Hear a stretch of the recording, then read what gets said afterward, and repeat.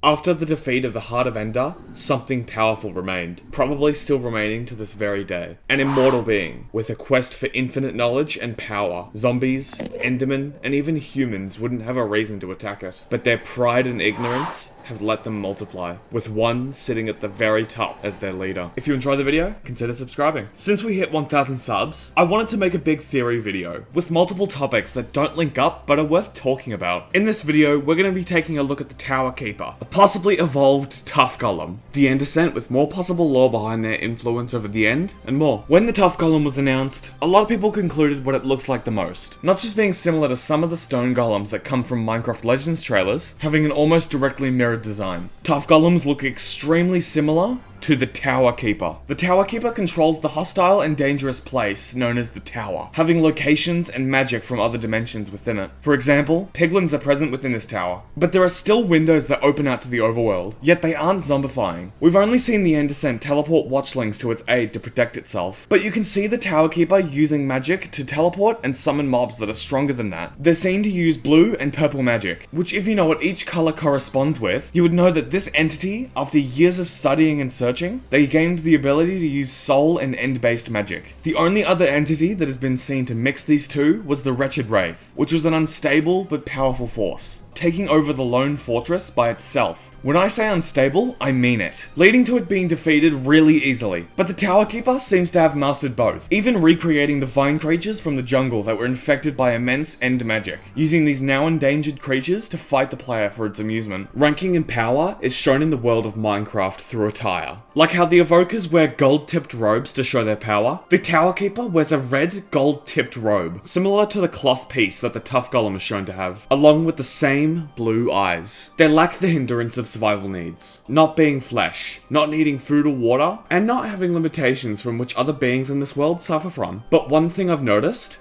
they can't summon an End Descent, but they can summon any other Ender creature. Maybe the powers clash, but I still find it interesting that an entity that isn't bound to its dimension as a result of its immense power can't teleport something less strong. Speaking of the End Descent and the other End creatures, I've noticed that Endermen, when they've teleported and haven't rematerialized, their voice distorts and echoes, which I find interesting to back up my point that the ancient city is the safest place from the End Descent.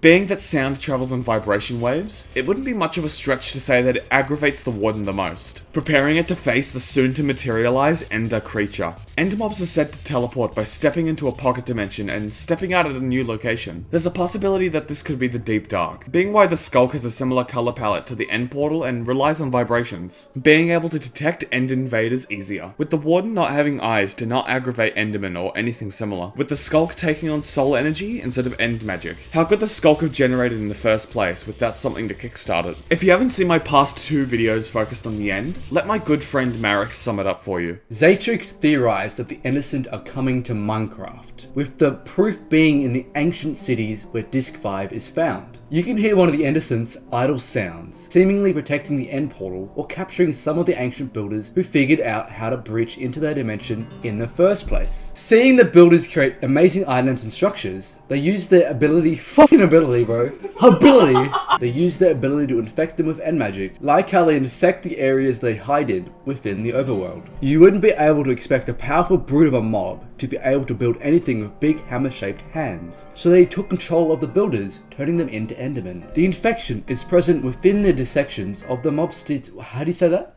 Mobestiary. The infection is present within the dissections in the Mobestiary, showing a human skull that doesn't line up with the Enderman's sharp fangs and the purple growth planted in the center of the frontal lobe, the part of the brain that's responsible for the majority of movement, expressive language and more, giving the End Descent almost full control over the once human builders. The End Descent is strong, probably one of the strongest mobs in the world of Minecraft, but if one End Descent went up against a warden, it would probably lose. If you want to see more outtakes from that recording, go check out my second channel. I'll hopefully release release them sometime after this video comes out. If you want to know more about these topics, check out any of my 2 end theories so far. So if the End Descent did infect the ancient builders, turning them into Endermen that they control, it would make a lot of sense for why they just aimlessly walk around the end, not really doing anything. Since End Descent are more powerful, they're more tethered to their dimension, being why they have to climb through the portal to go between dimensions. Or how the Heart of Ender can't materialize its form outside of the end. I've also had the idea that the Heart of Ender might not have been the rule at the start, possibly being the equivalent to a golem that protects the dimension from those who might threaten it. The End Descent could have put a lot of end magic into it, being so powerful to the point of being able to control lesser dimensions like the overworld. But whether the Heart of Ender ruled over the end or not, it must have eventually been casted out by adventurers. Or even End Descent that realized it could take their place in the hierarchy. After the threat of the players made itself known, the End Descent may have realized that having the Heart of Ender, taking control or not, would be their defense, sending Endermen through different dimensions to recover it. When they do, 6 End Descent seal the portal off and go to different places in the overworld, infecting their area enough to work as a one-way wormhole back. If you've played Minecraft Dungeons, you would probably know that these 6 perish, having the Eyes of Ender used to open the portal to defeat and rid the Heart of Ender from existence. Our next topic is the Piglins from Minecraft Legends trailers. The canonicity is a bit cloudy. Assuming it's canon to the overall story, the Piglin leaders don't seem as aware of everything as the End Descent are, more focused on the excess of gold and other valuables the overworld has. As an explanation for the zombies, skeletons, creepers and such being passive, we know that there could be one reason why this could be possible: the Heart of Ender in its orb form. In Minecraft Dungeons, the undead and other creatures don't burn in the daylight, following the will of the Arch-Elijah through the power of the Heart of Ender to alter the world. Who's to say the Arch-Elijah was the only one to use it? It is responsible for the creation of redstone golems, which are seen in the darkness of the cave it was found in, so it may have been used before to make these entities passive for a short amount of time, possibly by someone who could resist the Heart of Ender's influence and manipulation, while someone mentally weaker like Archie wasn't able to withstand it, using it for evil. That could also be the reason why you don't see piglins zombify or shake instantly as they enter the overworld. There's a possibility that the final quest of the game is going to make the zombification process more aggressive, keeping piglins and other nether enemies from ever invading again. One thing I do find interesting, the Piglin King is covered in purple scars, alongside purple glowing eyes. The only thing in the nether that I could conclude is that it possibly relates to crying obsidian, but there's a major possibility that an Enderman or something similar may have come across them, possibly even teaching them the concept of other dimensions existing, even utilizing end magic and controlling other piglins. Every other mob from Minecraft and Minecraft Dungeons that has purple eyes always seems to have been influenced by or is from the end, so it might not be that far of a stretch to make. Thank you for watching. If you enjoyed the video and want to see more like it, like and subscribe if you haven't already. If you have any ideas for Minecraft lore you want me to research, let me know in the comments. This video is dedicated to my current 1,000 plus subscribers. Thank you so much for supporting me this far. I hope together we can build a bustling community. Once again, thank you for watching and have a good day or night. The only thing to say to the audience, this is going to be in like up in the